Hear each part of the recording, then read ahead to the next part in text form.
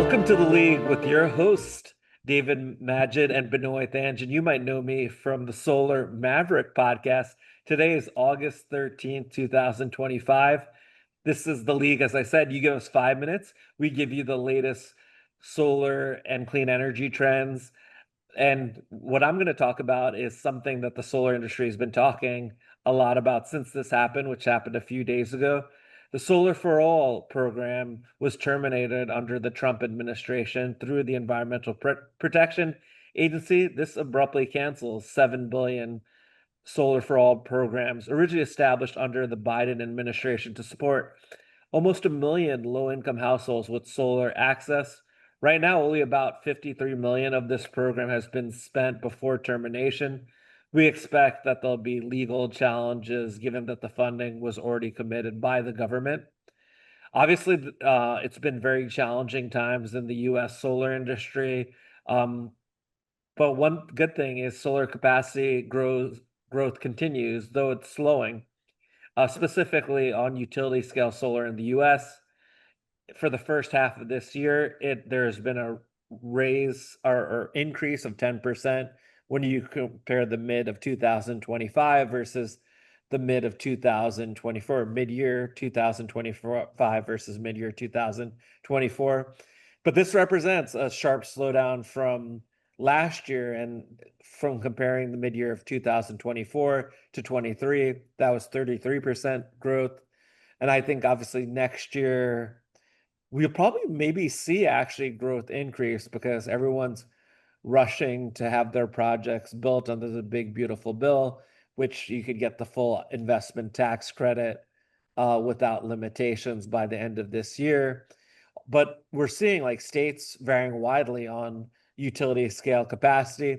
Texas saw a boost of 14%, Arizona of 24%, and California and Florida lagged. And there was no new utility scale solar in Florida since January. So it's interesting. Obviously, the market continues to grow, but at a slower pace than it has before. But it'll be exciting times, through this initial hardship with the big, beautiful bill. But I expect, since solar is a technology, not a fuel, and the costs continue to go down, that we'll see rapid adoption. And obviously electricity prices are going to go up, and we've already seen that because of expanding demand, which we've been talking many times on the Solar Maverick podcast.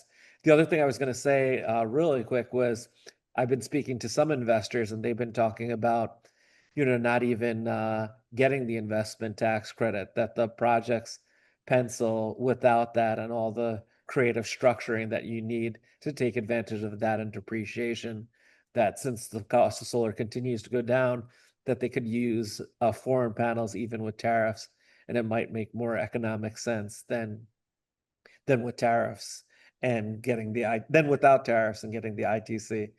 And that's that.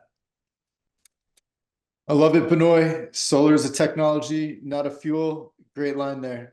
I'm going to keep saying that to remind people. And then also, solar is the cheapest form of energy and the fastest to come online. I think, that's the narrative that the industry should use. So that's right. No, certainly inspiring words. So really appreciate that. And as we get into this amazing topics that we have here, number one, we're going to speak about the executive order that is due to be released. Some snippets, that have been going around is that this executive order is due to be released on Monday, the 18th of August. Word is that the threshold will be increasing to a 20% dollar spend as an alternative to the current 5%. The other additional component is that appears that there'll be a move up from a 4-year duration shortened to 2.5 years. Separately, quarterly checks will need to be done for continuous work. Certainly we've seen a lot of pressure about folks, putting some complaints that gaming the system of putting one shovel in the ground, commencing construction. So really interested to see how this plays out.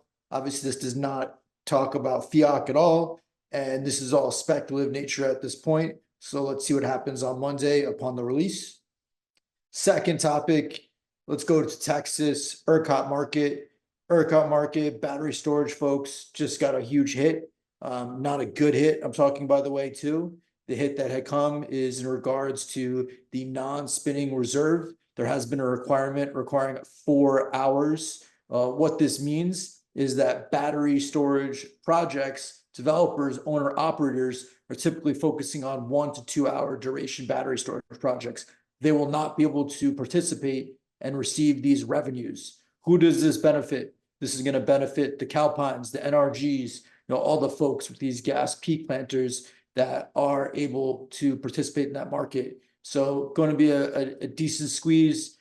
Frankly, that revenue was not huge, but every little bit helps, especially in the merchant markets like ERCOT. And that's that. You've just enjoyed 5 minutes of the absolute greatest information in the clean tech sector. Make sure you hit like, subscribe, tell your friends, tell your family, and enjoy.